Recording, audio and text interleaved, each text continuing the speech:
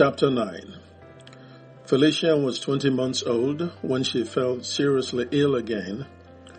Zane had been with the family for only 3 months when the incident had occurred. She had been babysitting her since her arrival and had developed a close relationship with Ingrid during this period. The trust so created gave Ingrid the confidence of leaving Felicia in Zane's care during her working hours. Ingrid was initially skeptical about doing that, even though the main reason Zane had come to stay with them, Osak had told her, was so she could help with Felicia's care. It was a great relief to have Zane around taking care of Felicia. Not only that, but she also cooked and cleaned the house. Ingrid thus found the time to do a number of things she had always wanted to do, but couldn't because of her tight daily schedule. She found time to enroll in an aerobics class, and she restarted her law school entrance examination classes.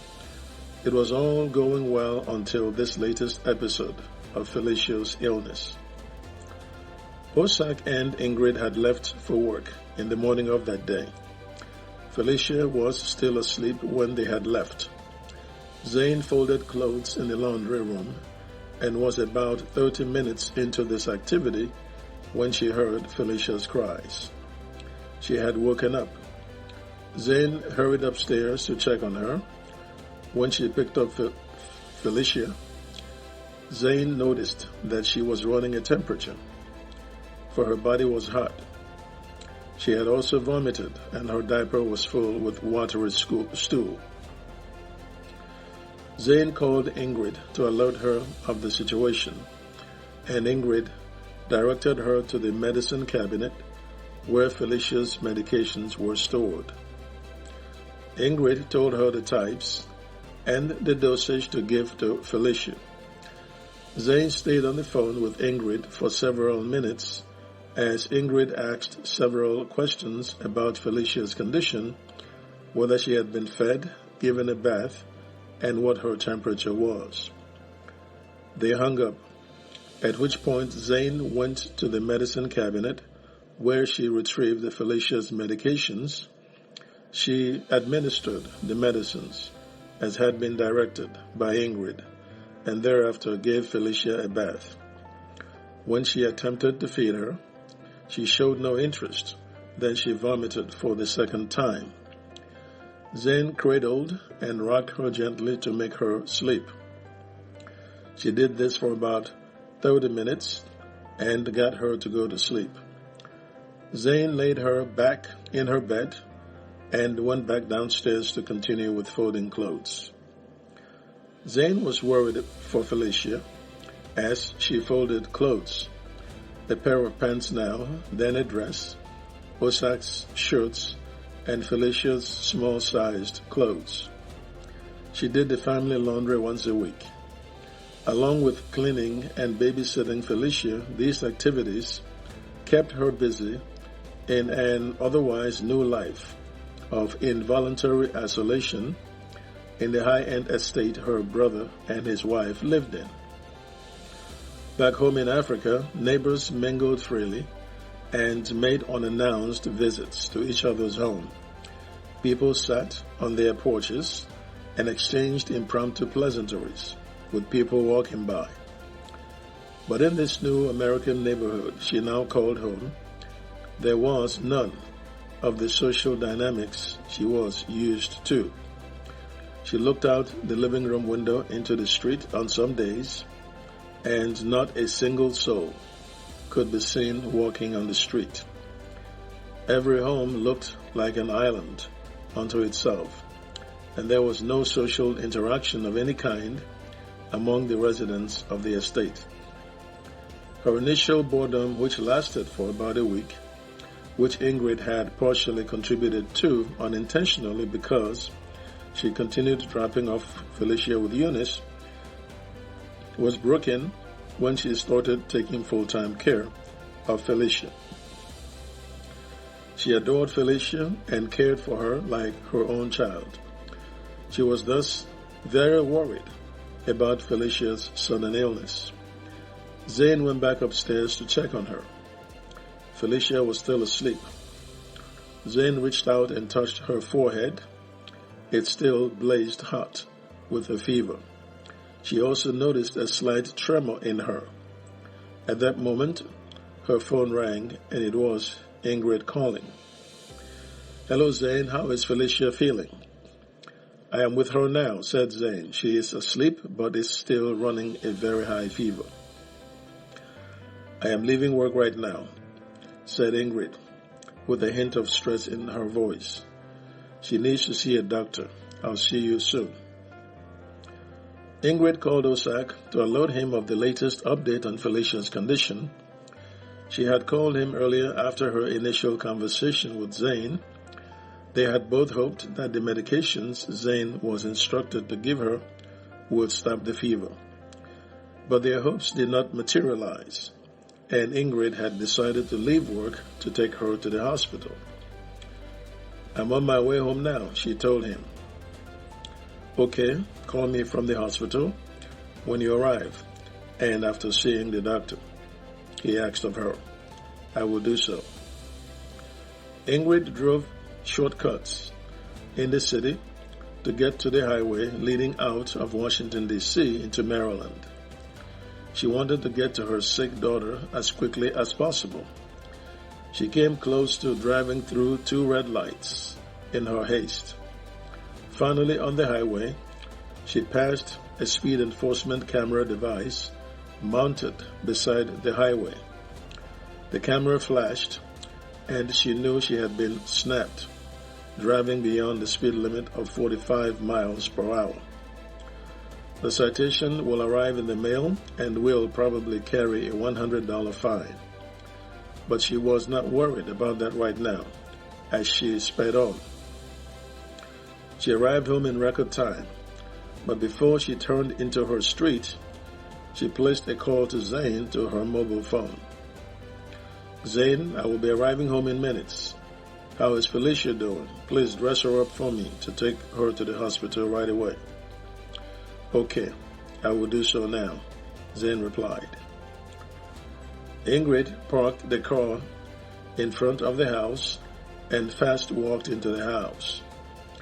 Zane held Felicia in her arms as Ingrid walked in. Zane handed her Felicia, who now looked pale. Ingrid kissed her cheeks and felt her forehead and the rest of her body. "Zane, we are leaving immediately for the hospital, me and Felicia. Can I come?" Zane asked. "Yes, you can," said Ingrid. They were inside Ingrid's car within minutes. After strapping Felicia in her car seat, Ingrid started up the vehicle and drove en route to Children's Hospital. In his office, the matter of Felicia's latest ill health bothered Osak. It must be those supernatural powers again, he reasoned, and it was necessary for him to hurry up with his plan to get Felicia to Africa, where these supernatural powers would be appeased so his daughter would get a new lease on life. He was at times still ambivalent about these mysterious issues raised by his parents, but every now and then he would have these dreams that entrenched the supernatural hold in his mind as had occurred the previous night.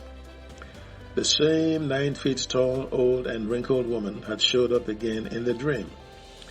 She had issued him a final warning about the reincarnation rite and gave him 6 months to get it done, or she would return to the spirit realm of the ancestors. He was alarmed when he woke up, but as he prepared to leave for work, Felicia was fine. There was nothing out of the ordinary going on with her.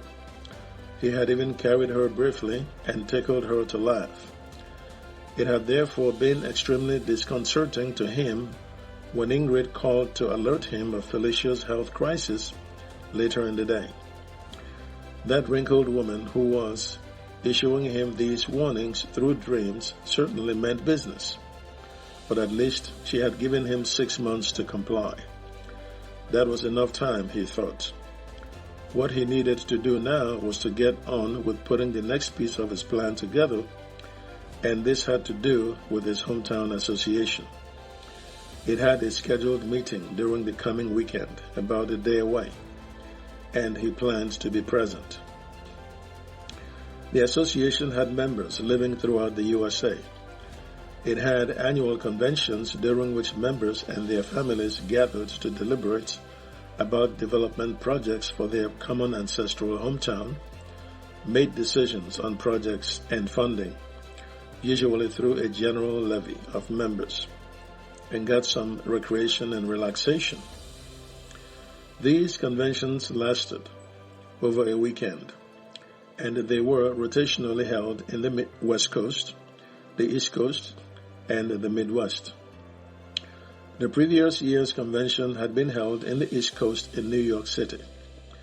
The current year's convention was supposed to hold in the West Coast in Los Angeles. The coming weekend's scheduled meeting was to discuss and approve the agenda and hosting costs for the Los Angeles convention. Osak had other ideas about that, and it was associated with his plans to get Felicia to Africa. He needed the support of Ovu, his confidant, for something he intended to do at the meeting. He decided to call him later to ask for that support. Osak's plan was to move a motion to have the convention held in the East Coast for the second year in a row, and he wanted it held in New York. He would find a way to persuade Ingrid not to come with him, but he would take Felicia with him to the convention.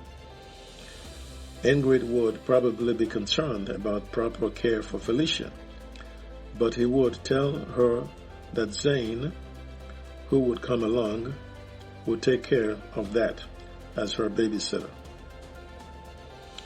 But before all of this could happen, he had to secure the vote of the association to do something it had never done before, and it was to hold a convention in the same zone of the USA for 2 consecutive years.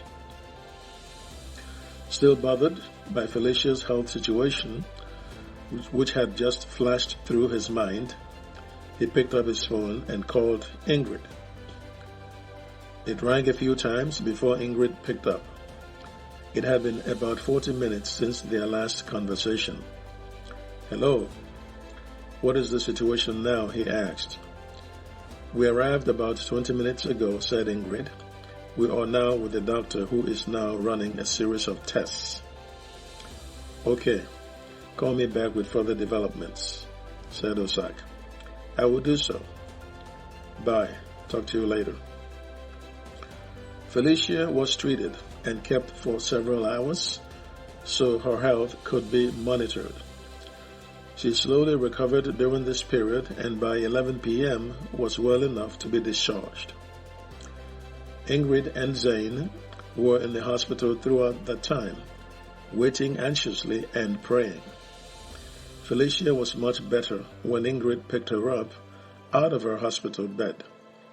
The fever was gone, and her eyes were clear and bright again. She had just been fed by a nurse, and she burped a couple of times. Soon they were headed for home, and arrived slightly before midnight. Ingrid stepped into the house, totally exhausted. She had been away at the hospital for 11 hours. She wanted to go to sleep, but Osak had made a late dinner of pasta and chicken. Late-night meals were a problem for Ingrid because it gave her indigestion. But she was also hungry, having skipped lunch to get home quickly to take Felicia to the hospital. She ate half of the food, took a shower, and retired for the night. Osak had planned to stay awake for another hour as he planned to call Ovu. As soon as Ingrid had gone to bed, Osak went downstairs to his basement office to make the call. Ovu was asleep, for it was close to 1 a.m. when his phone had rung. His wife who lay beside him, was woken up by the ring. As usual, she suspected it was Osak, for she had come to mock him with the notoriety of making late-night calls to Ovu. Ovu, my brother, I am sorry once again to be making another late-night call to you, said Osak. Are you alone? He asked. No, what's going on? Ovu asked. Can I get 5 minutes of your private time, if you don't mind? Osak asked. Yes, no problem at all about that. Ovu obliged. Ovu got out of bed to his wife's chagrin and headed out the bedroom door to the stairs that led to the living room. He turned on the television set to mask his voice in the course of the discussion with his friend. I'm good now, Osak. What's going on? My apologies once again for the late-night call, said Osak. As you know, the association meeting is tomorrow, Saturday, and I want your support in a motion. I want to move to repeat our annual convention here in the East Coast this year in New York.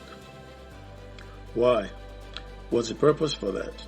Ovu asked. You already know about this, my matter regarding my daughter. I have perfected the plan you and I started some time ago to take her to Africa, and the only way I can do this is to use the 4-day window of our annual convention to fly out with her for the ceremonies and circumcision in Africa and get back to America.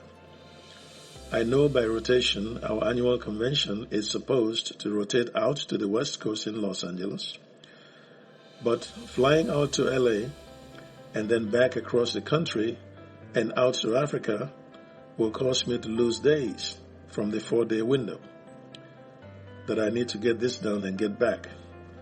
I must fly out of a nearby airport, and JFK is the ideal airport. Your plan is quite daring, said Ovu, but you can still buy your ticket to leave out of New York on the weekend of the convention. The LA convention, or the LA location of the convention, should not have anything to do with where you leave from, I think. Ovu, I must do this with minimal suspicion by Ingrid. Mind you, she will not be traveling with me. I can persuade her not to come, that I am taking Felicia with me to introduce her to her uncles and aunts from our communities scattered all over America. I cannot tell her I am traveling to LA only for her to find out that I had planned to travel to New York all along. How will she find out unless you tell her, said Ovu. It is true, but I don't want to take any chances at all on that. Anything can happen. A call can come to her, for instance, without my knowledge, for whatever reason, from the travel agency or airline about my presence in New York, were I to inform her about going to LA for our convention. And I can't lie to her about the convention holding in New York when it's in fact in LA, because again, something can happen at that convention. A fight could break out, somebody could get hurt, which could warrant a TV report about it.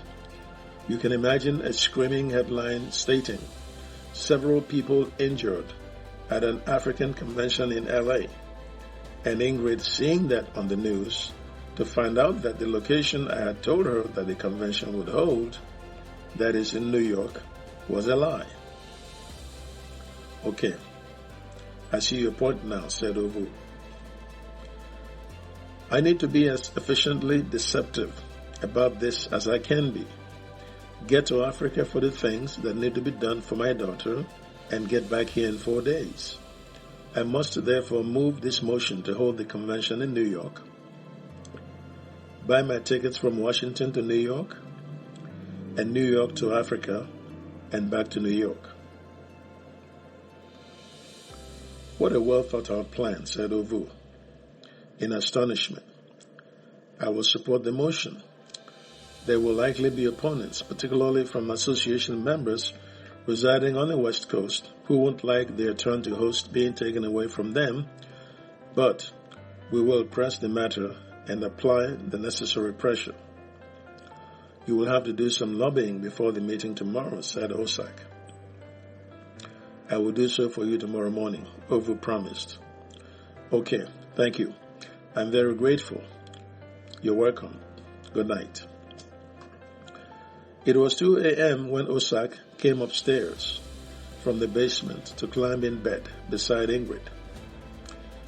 Zane was fast asleep, and Felicia was having a good night rest as well. She had retained her food, stopped vomiting, and was sound asleep. Osak tossed and turned throughout the night, unable to sleep. What he was embarked upon was a betrayal of Ingrid, a woman he loved so dearly. It was unfortunate, he thought, that she wouldn't understand why it was necessary for him to do it. Their cultural differences could never be bridged here. He had flirted a few times with telling her about it, hoping he'd be able to convince her. But each time he thought so, his instincts got the better of him about her never ever agreeing to a circumcision of Felicia. She might agree to the reincarnation rite, considering no bodily scarring of Felicia would be involved, but she was most likely to draw the line on circumcision. End of chapter 9.